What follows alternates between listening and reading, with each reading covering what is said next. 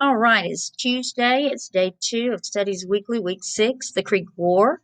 Let's do a little review before we move on.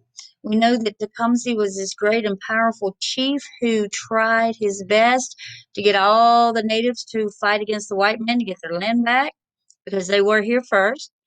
But then remember, he got in, talked to this Pushmataha Cherokee chief who was also very powerful, and Pushmataha did not believe in what he was doing. He said that he didn't want to fight the white man because he thought that would be the end of the Cherokee Nation. And so Pushmataha actually sent his warriors to fight with the white man against Tecumseh and his natives. All right, so that's where we're at. So let's go ahead. All right, the first shots of the Great War. All right, now Tecumseh is the one who's trying to start up this war because he wants the land back for the natives. So it would seem that the natives fired the first shot. Let's see.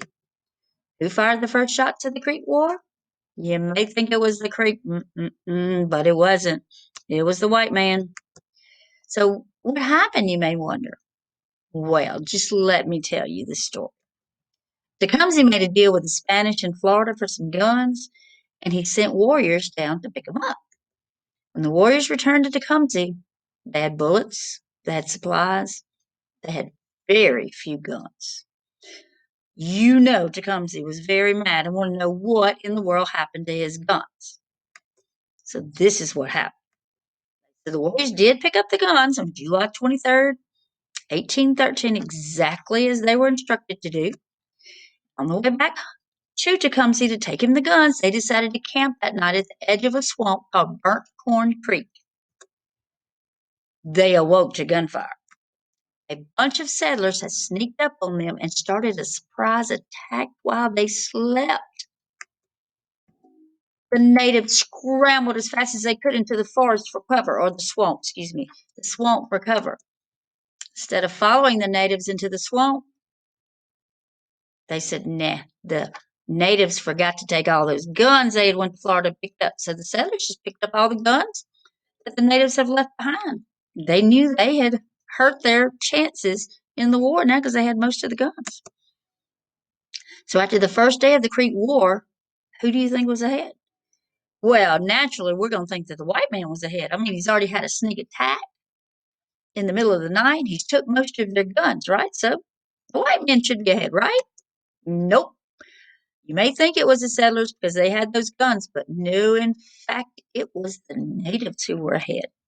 Okay. Now we're going to talk about the settlers leave the door open for Fort Mims massacre. You know, massacre means they just go in and just kill and cut up people. It just sounds horrible. General Ferdinand Claiborne warned the settlers that Fort Mims needed strengthening up. Said that was about to fall down, needed strengthened, needed some more soldiers, needed some more guns, need the area fixed up.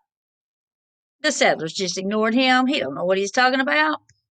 So a week later, a young settler came running in to say there was a Creek native with war paint in the woods outside the fort. The settlers ignored that. This crazy old man, what does he think he's doing? Or say, I said, old man, this crazy young man, what does he think? He just saw something and he's having hallucinations or something. He doesn't see anybody, so they ignored him.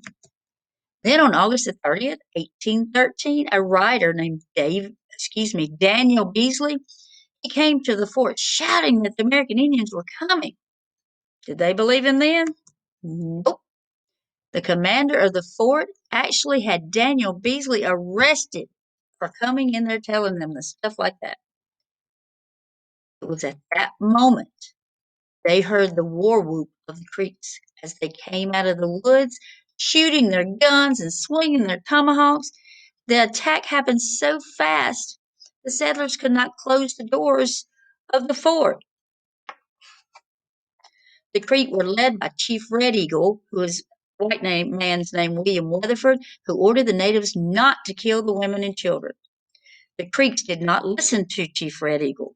They were out for blood and killed everyone they saw. After the war, 100 Creeks were gone and 250 settlers lay dead. Okay, that's the